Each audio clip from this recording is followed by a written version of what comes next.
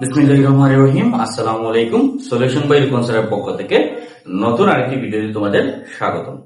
আজকে আমরা যে প্রশ্নটা করব সেই প্রশ্নটা খুবই ইম্পর্টেন্ট, কারণ এই ধরনের প্রশ্নগুলো আমাদের বোর্ড কোয়েশ্চনে প্রায়শই আসে। যেহেতু প্রশ্নগুলো আমাদের এসএসসি এক্সামে আসে, তাহলে প্রশ্নগুলো আমাদের জন্য ইম্পর্টেন্ট। এই ধরনের সমাধানগুলো আমরা করব এবং স্কিপ না করে সম্পূর্ণ ভিডিওটা ধারাবাহিকভাবে দেখব। তাহলে চলো কথা না বাড়িয়ে আমরা মূল ক্লাসে চলে যাই। আমাদের 15 প্রশ্নে যে সমাধানটা দেওয়া করার জন্য বলা হয়েছে, যে প্রশ্নটা দেওয়া আছে, প্রশ্নটা কি আছে? 2 cos a plus b is equal to 1 equal to 2 sin a minus b। তাহলে এখানে তিনটি সমীকরণ বা তিনটি মান ইকুয়াল আকারে দেওয়া আছে।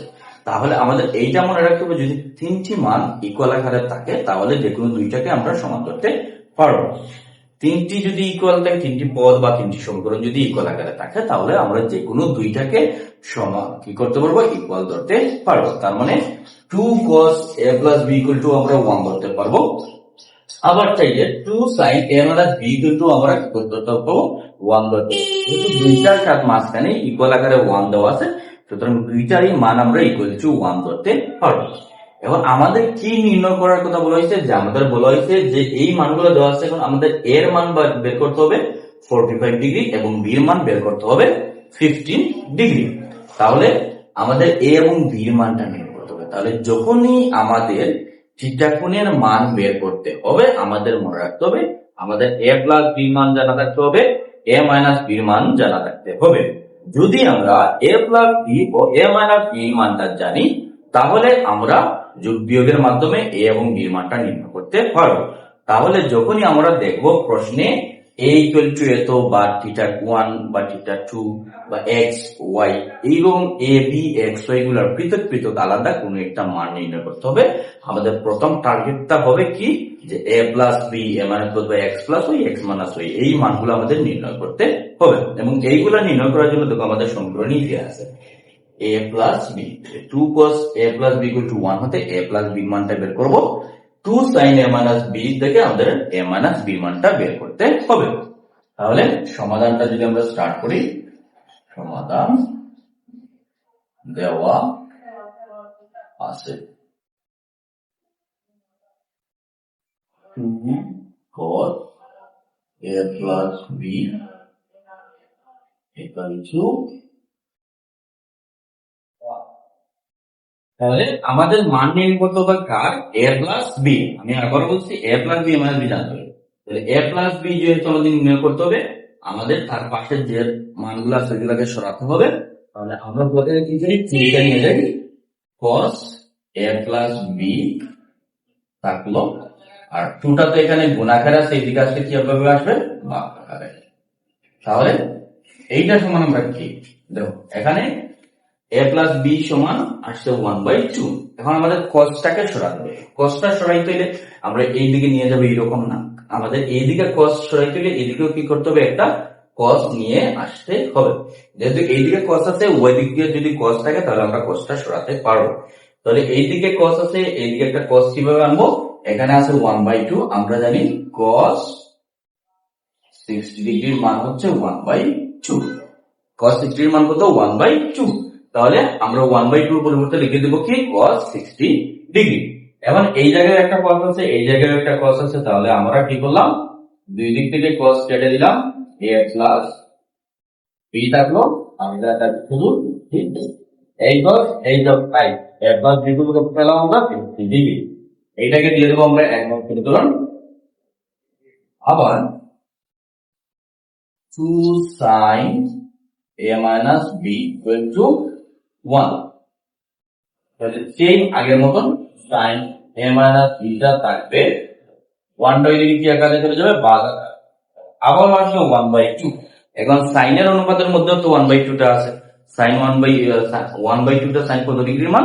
1/2 টা হলো sin 30 ডিগ্রির মান। তাই 1/2 এর পরিবর্তে আমরা কি লিখবো?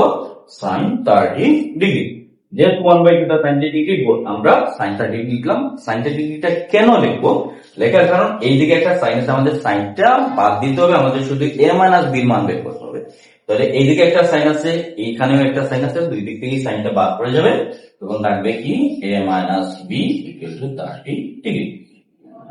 শেষ। এই দেখো আমরা a প্লাস বি এবং a মাইনাস বি মানটা পেয়ে গেলাম। তাহলে আমাদের যে সমীকরণ গুলো দেওয়া থাকবে ওইখানে আমাদের a plus B a minus beta অথবা কোনো কোনো সময় আমাদের নিজেদেরই সমীকরণ গঠন করতে পারে, গঠন করা লাগতে পারে। তাহলে এই a plus B a minus B থেকে আমরা কি করবো, এখন a বি মানটা নিয়ে যাবো। কিভাবে করতে পারি আমরা, এক নং যোগ দুই নং, বলি এক নং যোগ দুই নং, a plus b equal to 60 db, a minus b equal to 30 db। আমরা যদি দুইটা সমীকরণের যখন আমরা বিয়োগ করি তখন নিচের অংশের চিহ্নগুলো পরিবর্তন করা লাগে, প্লাস থাকলে মাইনাস হয়ে যায়। আমরা বিয়োগ করব, তাহলে এখানে কোনো যদি আমরা বিয়োগ করি তাহলে আমাদের কি করতে হয়, নিচের অংশের সমীকরণটা প্রত্যেকটা আমাদের চিহ্ন পরিবর্তন করতে হয়। কিন্তু এইখানে আমরা কি করতেছি, যোগ করতেছি। যেহেতু যোগ করতেছি তাহলে চিহ্ন কোনো প্রয়োজন নাই। এখানে প্লাস বি মাইনাস বি কেটে যাবে, এ আর এ যোগ করলে কত হবে 2a, 60 আর 30 যোগ করলে কত হবে 90 ডিগ্রি। তাহলে 2a ইকুয়াল টু আমরা কত পেলাম 90 ডিগ্রি। তাহলে এটা কাটলো 90 ডিগ্রি, 2টা গুণাকার আছে ভাগাকারে যাবে, a ইকুয়াল টু 45 ডিগ্রি। তাহলে দেখো আমাদের যে বলা হয়েছিল a ইকুয়াল টু 45 ডিগ্রি দেখানোর জন্য আমরা এর মানটা নিয়ে আসলাম 45 ডিগ্রি। এখন এক নং দুই নং যে নং এর ইচ্ছা আমরা এক নং এ a ইকুয়াল টু 45 ডিগ্রি বসি, a সমান বসালাম 45 degree plus b equal to 60 degree, beta থাকবে 60 ডিগ্রি মাইনাস 45 ডিগ্রি। এই 45 ডিগ্রি এইদিকে প্লাস আকারে আছে, ওইদিকে গেলে কি আকারে যাবে মাইনাস আকারে, তাহলে আমরা মাইনাস করে নিয়ে গেলাম। তাহলে b ইকুয়াল টু 15, তাহলে a equal to 45 degree, b equal to কত পেলাম আমরা 15 ডিগ্রি।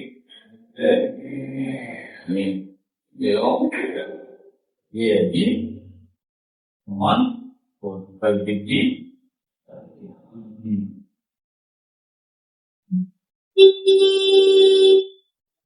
দেখানো হলো। এই আমরা এ বি মানটা নির্ণয় করে ফেলব। তাহলে এই জিনিসটা আমরা মনে রাখবো, এ বি যদি পৃথক পৃথক মান নির্ণয় করতে হয় প্রথমে আমাদের a plus B a minus B মানটা জানতে হবে। তাহলে অঙ্কটা যদি বুঝে থাকো, ভিডিওটা ভালো লাগলে আমার চ্যানেলটি